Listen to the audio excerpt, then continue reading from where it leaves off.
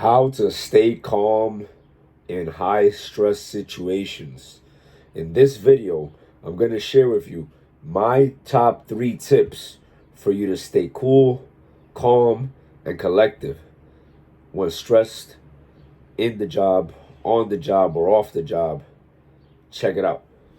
So if you get called to a scene and you see everybody frantic, you're in the living room and the wife and the daughter of a patient who's in cardiac arrest is crying because they know that he's dead and they're waiting for you to perform. If you're having a person who's pregnant 8-9 months and she's having a seizure and her face is blue and the odds of surviving depend on you, that's stressful. I've been there. And the first thing I gotta tell you, to reduce the stress level, the very first thing you have to do is know what you're doing. So be very familiar with your protocols. Be very familiar with what goes on in your neighborhood, in your community, with what's going on in and out of the ambulance so that you're better equipped to calm down. Because the last thing you want is to be faced with a patient where their life depends on whether or not you know what to do and you don't know what to do. Hence the fact why you're stressed. So be sure to stay on top of your books. Number 2, consciously put yourself in uncomfortable situations so that when uncomfortable situations arise, you'll be comfortable. And you could do this while not at work. My go-to discomfort, quote unquote, is jiu-jitsu and martial arts training. If you're sparring a man who's 250, 300 pounds, and you're choking him and he's trying to choke you in a controlled setting, what ends up happening is your stress tolerance increases. Hence the fact why I always said, and I'll continue to say, I highly recommend all first responders learn a martial art. And Brazilian Jiu-Jitsu is one of those that I practice and I highly recommend. But you have Muay Thai, you have boxing, and sparring with another human being increases your stress tolerance. So that's number 2. Make yourself more healthy. Make yourself more functional. That way, the only things that are difficult in life are the ones you're not prepared for. So these type of scenarios are difficult because you're not prepared for them. Hence the fact why you want to prepare for them beforehand. That's why I said consciously put yourself in uncomfortable situations. And number 3, go ahead and work more hours so you'll be more exposed to these scenarios. Work more hours is just not enough by itself.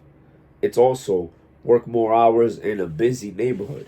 For example, all the experience I acquired was all in New York City, and I'm not talking about Park Slope. I'm not talking about Times Square or Midtown. I'm talking about the South Bronx. I'm talking about Harlem, way before the gentrification on 125th Street. I'm talking about the LES, way before gentrification on the Lower East Side. So, if you acquire information on how to proceed from these type of neighborhoods, wherever you are, then you'll be better equipped and less stressed when you go and continue on. So remember the video that I posted with my first cardiac arrest. I was so stressed out. I was so nervous that I was just looking at the epinephrine and the injection, the shooter, like, what the heck do I do with this? Because it was my first cardiac arrest, and seeing that person dead with their eyes closed, it kind of gave me like a shock. If you were to give me an IV pump and a ventilator right now, I could deduce what to do, but I won't be as fluent as I am with a trauma victim because I work 911. I don't work interfacility transports. So of course, it's going to be a little bit harder for me to stay calm. But to stay calm, I'll remember the times that I did work interfacility transport and I'll be just fine. So once again, Consciously put yourself in uncomfortable situations, especially with your health and fitness, because you don't want to be fragile. You want to be resilient. Know your stuff. And last but not least, work extra hours in a busy area so that way, wherever you work, it's easier. For example, 1 year in the Bronx equals 3, 4, 5 years of most of the viewers on this page. Think about it. Per day, 911 system in New York City gets about 5,000 calls. There's states and regions in the country where they don't get that per year. There's been days where I've had 1, 2, even 3 cardiac arrests in one 12-hour shift. So, this is what works for me, and I guarantee it'll work for you. I hope this helps. Share this with somebody who you think could benefit from it. Comment down below. Ask me a question. Whatever you need, I'm here for you.